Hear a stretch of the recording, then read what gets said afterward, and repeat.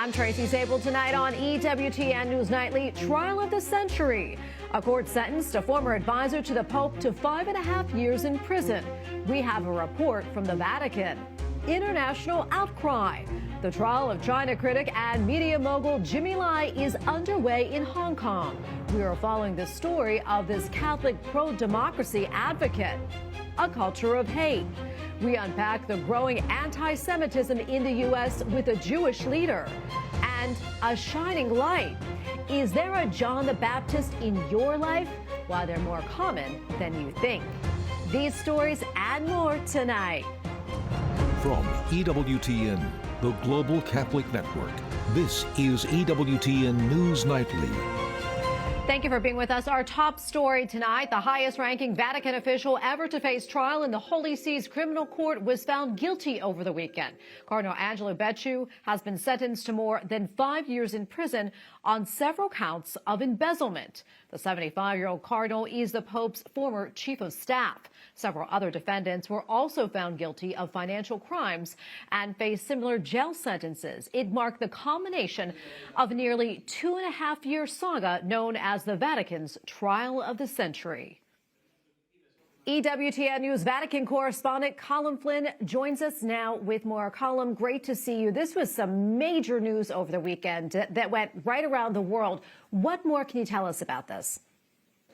A very good evening, Tracy. Well, after 2.5 years, what has been called the Vatican trial of the century has come to an astonishing end. A Vatican court convicted Cardinal Angelo Becciu of embezzlement and sentenced him to 5.5 years in prison. In addition, the 75-year-old was given a lifetime ban from holding office in the Vatican and also fined €8,000. Remember, this is the first time a cardinal of the Church has been prosecuted by a Vatican criminal court.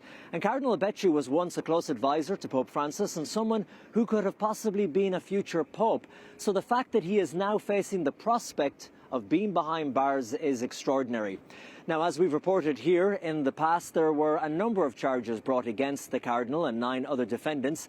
The various crimes included financial embezzlement and fraud, including sending Vatican money to a charity run by his brother, paying hundreds of thousands of euros to a woman who claimed to be a security consultant in order to secure the release of nuns being held hostage in Africa. It turned out that money was used for luxury items such as handbags and shoes and hotels and so on.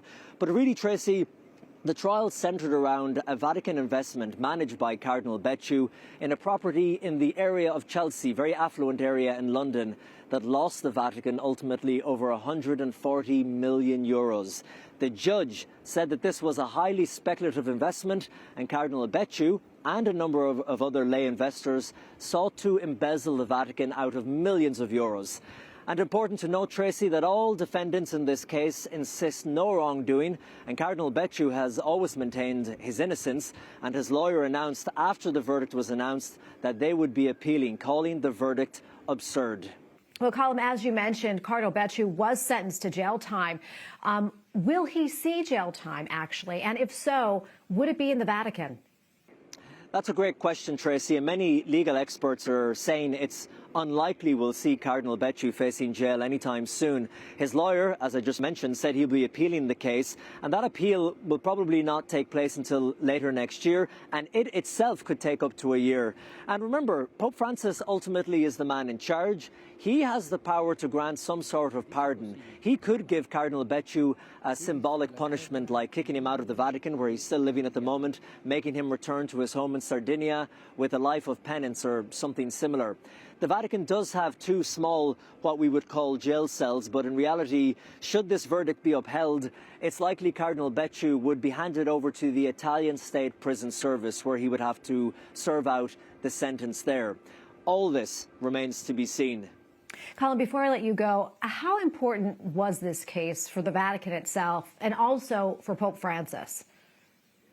Well, this was big, Tracy, because from the very beginning of this case, many wondered what the trial would look like, if it was going to be properly resourced, if the Vatican's legal system was even equipped to deal with a case of this magnitude and complexity.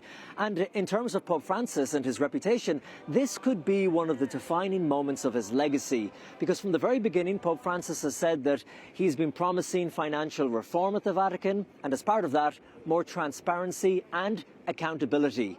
The Vatican trial has been conducted, concluded with a guilty verdict, a sentence handed down by a Vatican judge, 5.5 years in prison. So now the question is, will the Cardinal have to do the time? Tracy? Well, we will continue to follow this. Colum, great to be with you. Thank you so much for that report. Thank you, Tracy. And coming up later in this newscast, analysis of the Vatican trial and the announcement regarding blessings for same-sex couples with Dr. Matthew Bunson. Well, the long-awaited trial of pro-democracy advocate Jimmy Lai has opened in Hong Kong. Our own Owen Jensen asked the U.S. State Department its position on the trial. I'd like to take you to Hong Kong. Jimmy Lai's trial now underway. I saw the State Department statement on it just the other day, condemning the prosecution. That said, does the State Department believe Jimmy Lai has any chance at all of getting a fair trial in what many are calling a sham trial? So I would say that we do strongly condemn the prosecution of Jimmy Lai, a pro-democracy advocate and media owner. He's been prosecuted under the national security law that Beijing imposed on Hong Kong. We call for his immediate and unconditional release. The Catholic was arrested in August of 2020 on charges related to the China-backed national security law. Cardinal Joseph Zen was in attendance for Lai's arrival. The trial is expected to last around 3 months. Well, the Israel Defense Forces is denying responsibility for the reported killing of 2 women at the Holy Family Parish complex in Gaza. According to reports, the 2 Christian women were killed by a sniper. Holy Family is the only Catholic church in Gaza. Many church leaders, including the Holy Father, have condemned the alleged attack. And for more and an update on the Holy Family Parish, we go now to Ed Clancy, Director of Outreach at Aid to the Church in Need. Ed, good to see you again. I know that you've been in direct communication and contact with the Holy Family Parish in Gaza. Ed, what are you hearing about what led to the deaths of these 2 women?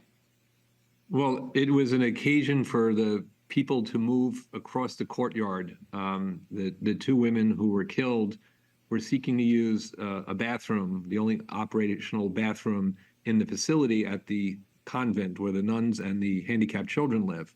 And while they were crossing the courtyard, fire started, a small arms fire. And the mother was hit and the daughter tried to help her and carry her, and she was hit as well. In all, 7 people were injured. 2 of them seriously, in addition to the 2 women who were killed. And they were treated, at least in some respects. 2 of them actually needed surgery that they couldn't have because of the hospital being far away and all of the combatants in the area. And how has this impacted the faithful at Holy Family? I mean, as they continue to endure the current situation in Gaza? Well, the difficulty right now is with military activity happening in the compound. That has been a safe haven, and the Christians had come there to have some peace or some protection. Now they have scattered. So not only have they lost their sense of protection by being near and in the church, they have gone out into somewhat more dangerous areas. So it is a little bit more difficult for them, and it is a very trying time because this week, they also lost their solar generators, they lost their gas power generators, and their water tank. So there's a lot of problems now for just the survivability of the area. And this had been the only area where Christians were safe and had some of these options. The other thing that will happen is without power, it'll be more difficult to communicate.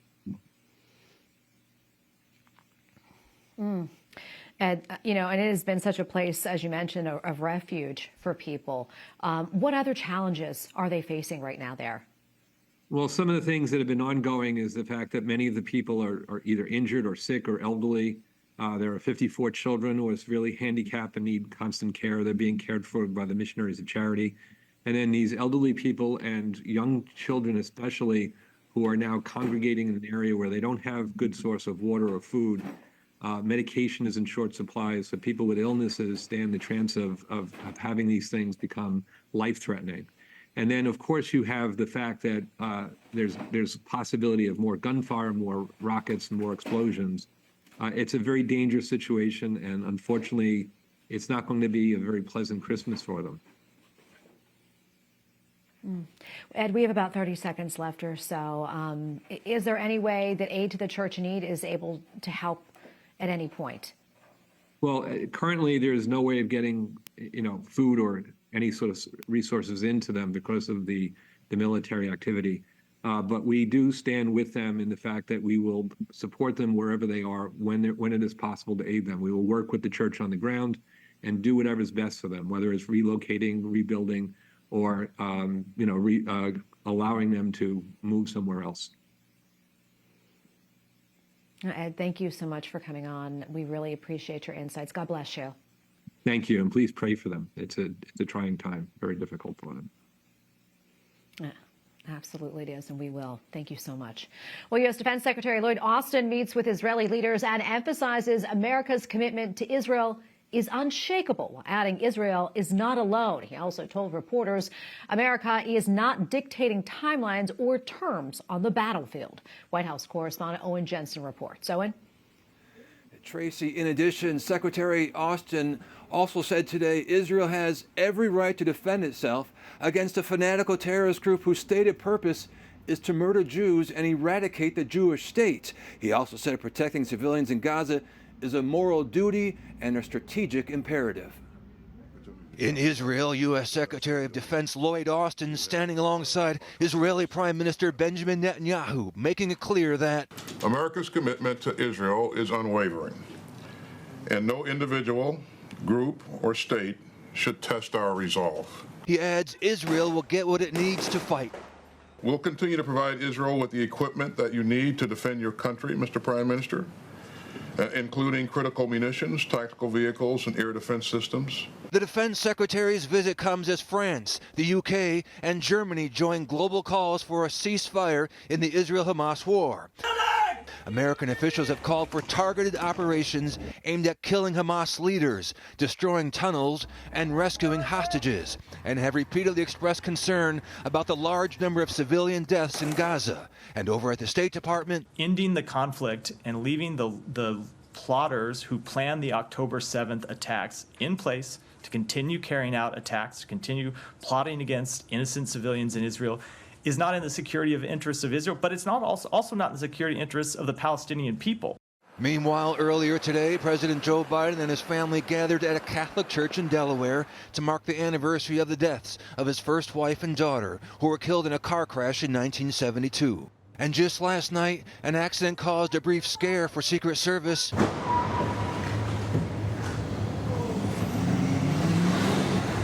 Agents shielded the president after a car crashed into his motorcade. Local police are handling the investigation. And Secretary Austin reiterated today the U.S. will keep pushing relentlessly for the safe return of hostages in Gaza, and bringing them home, he says, remains a top priority for the U.S. from President Biden on down. At the White House, Owen Jensen, EWTN News Nightly. On Capitol Hill, a deal on funding Ukraine, Israel, and Taiwan, along with border security, remains elusive. Lawmakers at the White House say they made progress over the weekend to come up with a framework. So how far are they from an agreement? Capitol Hill correspondent Eric Rosales has the latest. Good evening, Tracy. Republicans have said for months that any package for Israel, Ukraine, or Taiwan must include significant policy changes at the border. Senate Minority Leader Mitch McConnell says fixing asylum laws and fast-tracking deportation procedures are places to start. We can't pretend to be serious about threats facing America and our allies without fixing the broken system that lets 10,000 illegal aliens cross our border in a single day. Catholic Senator Joe Manchin, a West Virginia Democrat, agrees and says bold action is necessary. We've never seen numbers that we have never seen like this. The whole world is in the flux, and they're taking advantage of a system that truly is broken. And this is not immigration reform. They're basically working diligently on just securing the border. It must be done. It must be shut down. Over the weekend, more than a dozen Republican senators wrote GOP leaders demanding they negotiate openly and not behind closed doors. They wrote, quote, rushed and secret negotiations with Democrats who want an open border and who cause the current crisis will not secure the border. The American public deserves an open and transparent process.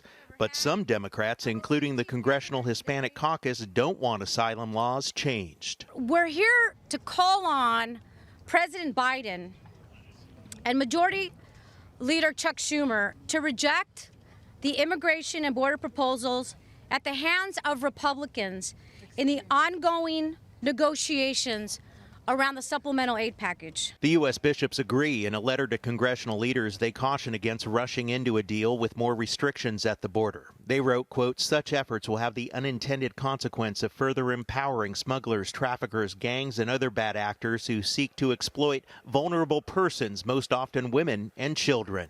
McConnell says Republicans will not vote on just a border framework. They want to see the bill in writing. At the Capitol, Eric Rosales, EWTN News Nightly. We have a lot more still to come here on EWTN News Nightly, including high alert. Nearly 200 synagogues and Jewish institutions face bomb threats, and that was just this past weekend. We have reaction from the community. And we continue to unpack the trial of Cardinal Angelo Becciu with EWTN News editorial director Matthew Bunson.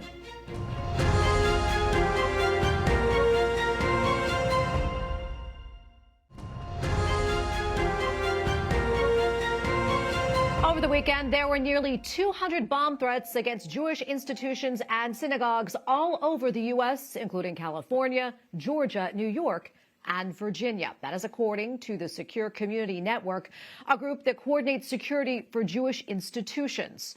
While none of the threats were deemed credible, it did cause significant disruption and anxiety for the Jewish community, which has seen a surge in anti-Semitic incidents since the October 7th Hamas terror attacks on Israel. And joining us now to talk more about this is Rabbi Yaakov Menken, Managing Director for the Coalition for Jewish Values. Rabbi Menken, good to be with you as always. Talk to us more about these bomb threats, and is there any new information, possible arrests or maybe leads in these cases? Do you know? Well, thank you again for having me. What I think we're seeing is the result of hateful words leading to hateful actions. These threats, obviously, I think Secure Community Network would know more about possible leads, but what we know so far, what seems to be pretty obvious, is that it only takes one or two bad actors to put these in place across the country, because all you have to do is hang up the phone and make another phone call. And so one person can do a whole lot of evil, but what you're seeing here is just the tip of the iceberg. When you see people in cities across America tearing down photos of hostages because they don't want you to think about Jewish hostages being held in horrible, harsh conditions by Hamas. When you see people attacking individual Jews and marching across campuses across America, calling for genocide against the Jewish people with language like from the river to the sea, promoting ethnic cleansing of Jews from the Middle East. Those are things that obviously lead to hateful actions like these threats against the synagogues across the country. Rabbi, what are you hearing from members of the Jewish community? I mean, what are they telling you? How are they feeling in light of these threats? You know, it really varies. A lot of people who did not have a strong tie to Judaism before are suddenly feeling like, wow, something's going on here. Something is what the people protesting across the country don't realize is the more they hate on Israel, the more they convince American Jews to move there. The Orthodox community of which I'm a part, sadly, you know, we're used to this sort of thing. We feel that resilience. My daughter was the victim of a verbal anti-Semitic assault on Friday. She's not traumatized. She's just like, oh gosh, here, you know, this guy was praying, you know, obviously it was scary. I mean, 6 foot tall, huge guy, talking about how all the Jews should be killed, and all she was trying to do was get a coffee at Dunkin' Donuts. But at the same time, it's like, we know about this. We're used to it. The resiliency is built in. But as I said, a lot of people whose connections to Judaism were much more tenuous are now really feeling like, I'm attached to this, want it or not. Rabbi Menken, we have less than 30 seconds left or so, but what do you think the community, even non-Jewish community, Catholics, can do in these incidents? The most important thing to realize is this isn't a Jewish problem. The Jews have a divine promise to survive. America has no divine promise to survive. If we want to preserve an America, what starts with the Jews never ends with the Jews. You've got to act against this anti-Semitism now, because they're going to come with against every other faith community next. Rabbi Minka, we're going to leave it right there. Thank you, as always. Always appreciate your insights. Thanks so much. Up next on EWTN News Nightly, controversy at the Vatican, analysis of hot-button issues such as same-sex blessings and the trial of Cardinal Angelo Becciu, plus a lamp that shines. Pope Francis shares how the faithful can be more like John the Baptist, a light which led people to Christ.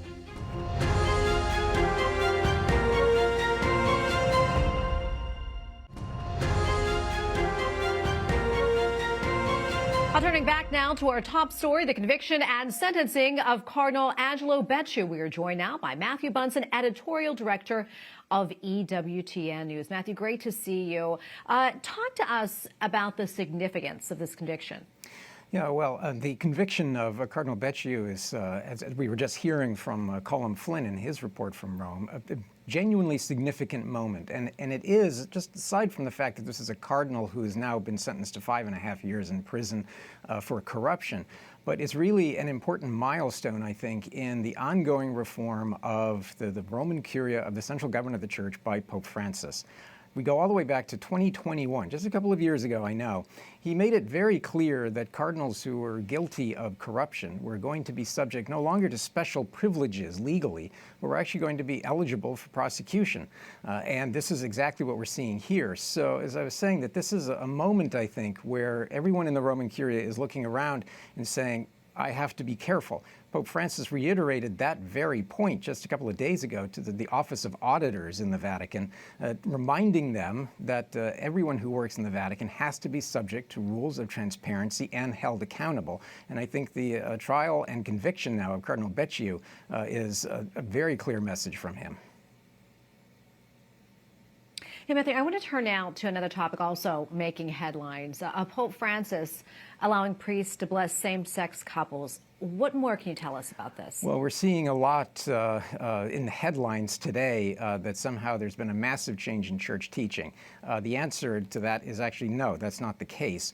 This decree from the Dicastery of the Doctrine of the Faith is in response to a variety of questions that have been posed about whether or not it's possible to bless same-sex couples or those who are in irregular situations. And what is clear in this document is that there's a sharp distinction being made between liturgical blessings and pastoral blessings. It comes, however, with a very long list of fine print. What I mean by that is that it has to be very clear that there's no change in church teaching regarding marriage, that it is between a man and a woman. Also, that any sort of a blessing, a pastoral blessing of this type, cannot be confused in any way with the sacramental blessing. In addition, it cannot take place in any setting that would be confused, for example, with an actual blessing, liturgical blessing. You cannot, for example, have it in a setting of a civil union. You can't also have anything that would be akin to a wedding where it's taking place. So all of these requirements are in place now. The issue is going to be how it's applied and what Catholics actually are responding to the requests that are likely now to be pouring in to pastors for these types of blessings. What would you say are the practical ramifications of this declaration? Yeah, I think there are going to be two significant ones. The first one we're already seeing, and that is, I think there's, in the short term, going to be quite a bit of confusion among the faithful. They are reading headlines saying that the church has changed her teachings on same-sex blessings, on unions, and even on marriage. We know that's not the case. So one of the tasks for Catholic media is to try to articulate precisely what this decree says and what it doesn't. The other is that, as we have seen over the last months, a lot is being placed on the plates and on the shoulders of pastors. Pastors are being called to undergo this process of discernment in these types of blessings, but we're also seeing similar things in handling cases that are emerging out of Amoris Laetitia, for example, of Catholics who are divorced and remarried without an annulment and whether or not they can present themselves for communion. So these are difficult days for pastors, and I think we need to keep our pastors in prayer because the bulk of this is going to fall on them. Yeah, Dr. Bunson, thank you. We Good to be with appreciate your you. insights as always. God bless you. Pope Francis reminds the faithful that only in God can we find the light of life. La luce è Gesù, l'agnello di Dio. At the Sunday address, the Holy Father said that in every age, the Lord sends luminous people who, following John the Baptist's example, show us how we can be a lamp that shines and helps others find the way to meet Jesus. At the end of the prayer, Pope Francis greeted the many families with their children present who brought little statuettes of the child Jesus to be blessed, following an old tradition. We thank you for watching tonight. Remember, you can follow us on social media, Facebook, X, and Instagram at EWTN News Nightly. I'm Tracy Sabol. Good night, and God bless.